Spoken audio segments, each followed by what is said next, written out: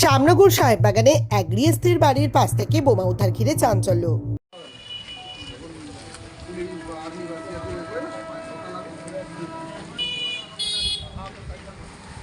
জগদ্দল থানার অধীনস্থ ভাটপাড়া পুরসভার 23 নম্বর ওয়ার্ডের সাহেববাগান এলাকার একটি বাড়ির পাশ থেকে শুক্রবার বেলায় বোমা উদ্ধার ঘিরে তীব্র চাঞ্চল্য ছড়ালো। শুক্রবার সকালে গৃহকর্তা শঙ্কর চক্রবর্তী ওরফে শঙ্কুর স্ত্রী বাড়ির এক কোণে থাকা টগর ফুল গাছ থেকে ফুল তুলতে গিয়েছিলেন। তখন গাছের গোড়ার পাশেই তিনি একটি সুতলি বোমা পড়ে থাকতে দেখেন। খবর পেয়ে ঘটনাস্থলে পৌঁছায় জগদ্দল থানার পুলিশ এবং কেন্দ্রীয় বাহিনী। তারা জায়গাটিকে ঘিরে রাখেন। কিছুক্ষণ বাদে সিআইডির বোম স্কোয়াড এসে বোমাটি উদ্ধার করে নিষ্ক্রিয় করে দেয়। কে বা কারা ওই ফুল গাছ তলায় বোমা লুকিয়ে রেখেছিল তা পুলিশ খতিয়ে দেখছে। তবে বাড়ির কম্পাউন্ডের মধ্য থেকে বোমা উদ্ধারের ঘটনায় আতঙ্কিত চক্রবর্তী পরিবার। গৃহকর্তা শঙ্কর চক্রবর্তী জানান, তার স্ত্রী ফুল তুলতে গিয়ে বোমাটি দেখতে পায়। তারপর তিনি পুলিশকে খবর দেন। বোমটা কোথায় ছিল? বোমটা এইখানটা ছিল। কখন কখন দেখলেন আপনি? ভোর 6টায় কি কি দেখলেন? দেখলাম যে একটা কাগজ দিয়ে ঢাকা দেওয়া ছিল। কোন জায়গা ছিল? ঠিক এই যে এই গাছটার ডান সাইডে। কি কি টগর ফুল গাছের? হ্যাঁ, টগর গাছের ডান কি সাইডে। সুতলি বোম নাকি স্টিলের বোম? সুতলি বাঁধা বোম। একটাই? একটাই বড়। আপনি কি এখানে কি করতে এসেছিলেন? আমার ওই ফুল তুলতে এসতে আছে। সেই আমাকে নিয়ে এসে দেখালো। তখন আমি দেখলাম, আমি বললাম একদম এখান থেকে সরে যাও, নাহলে এটা বোম আছে। তা আমি যাচ্ছি। তবে আমি থানায় গিয়ে যা করা করলো, তবে ওনারা আসলে ওনারা শনাক্ত করে বুঝে এটা বোম। এই জায়গার নামটা কি? জায়গার নাম কি? Sahebbagan 161/3 holding number. আর রোডের নাম হলো নতুন গ্রাম।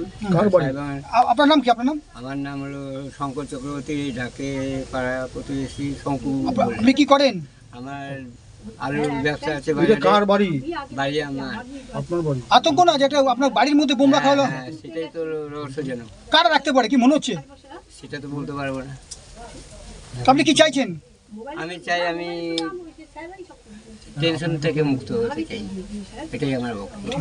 এদিকে ঘটনাস্থলে হাজির হয়ে জগদ্দলের বিধায়ক রাজেশ কুমার বলেন, পুলিশকে হাত খুলে কাজ করতে বলা হয়েছে।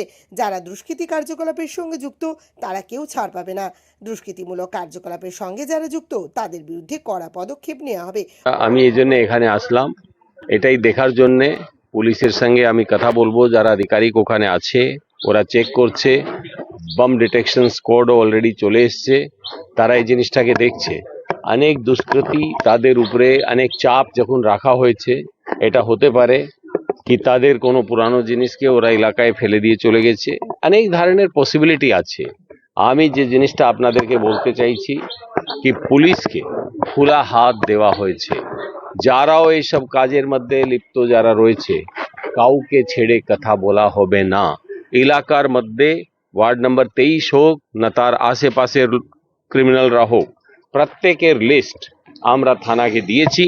আরও যারা এখানে ক্রিমিনাল অ্যাক্টিভিটিজের মধ্যে যারা লিপ্ত রয়েছে তাদের পুরো লিস্টটা আবার আজকে আমরা থানাকে দেব। কাউকে ছেড়ে কথা বলা হবে না। এই ধরনের কোনো এই ধরনের কার্যকলাপকে সহ্য করা যাবে না। আমি যেটা শুনলাম একটা বম, ক্রুড বম আছে। তো এটা আমরা তো ওখানে পুলিশ যখন কাজ করছে আমি তো জানি এর একটা এসওপি আছে, স্ট্যান্ডার্ড অপারেটিং প্রসিজার।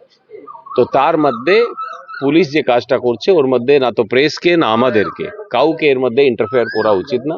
তারা কাজ করছে, তারা খুব প্রফেশনাল পুলিশ অফিসার আছে, তারা খুব ভালোভাবে কাজ করবে এবং এর মধ্যে যারাও ইনভলভ আছে তার পুরো অ্যাকশন নেওয়া হবে। প্রসঙ্গত, 4 মে নির্বাচনের ফল প্রকাশের পর যারা গেরুয়া আবির মেখে স্বঘোষিত অর্থাৎ তৎকাল বিজেপি হয়েছেন তাদের বিরুদ্ধে গন্ডগোল পাকানোর অভিযোগ উঠেছে। এই প্রসঙ্গে জগদ্দলের বিধায়ক রাজেশ কুমার বলেন, যারা 4 মের পর যারা তৃণমূল থেকে এসে নিজেদের বিজেপি কর্মী বলছেন তারা দলের কেউ নন। তৎকাল বিজেপিদের জন্য বিজেপির দরজা পুরো বন্ধ। দেখুন, আমরা কোনো লোককে আমরা আগেই বলে দিয়েছি বিজেপির দরজা লোকজনের এই ধরনের লোকজনের জন্য বন্ধ আছে। কোনো দরজা খোলা নেই। নিজে কমলা আবির মাখিয়ে গেরুয়া গামছা পরে যারা নিজেকে সেলফ প্রক্লেমড বিজেপি যারা হয়ে গেছে, আমরা এসব কোনো লোককে মানি না। আমাদের কর্মী, আমাদের যারা বিজেপির কর্মী যারা অত্যাচারিত হয়েছিল তাদের বলিদান, তাদের উপরে যে অত্যাচার হয়েছে এবং তাদের সংঘর্ষের জন্য আজকে আমরা এই জায়গায় পৌঁছাতে পেরেছি। আমরা ওদের জন্য এই জিনিসটা পাইনি। আমরা জগদ্দলও জিতেছি, পশ্চিমবঙ্গে বিজেপির সরকার গঠন হয়েছে। এই ধরনের কোনো লোকের প্রয়োজন আমাদেরকে পার্টির মধ্যে নেই।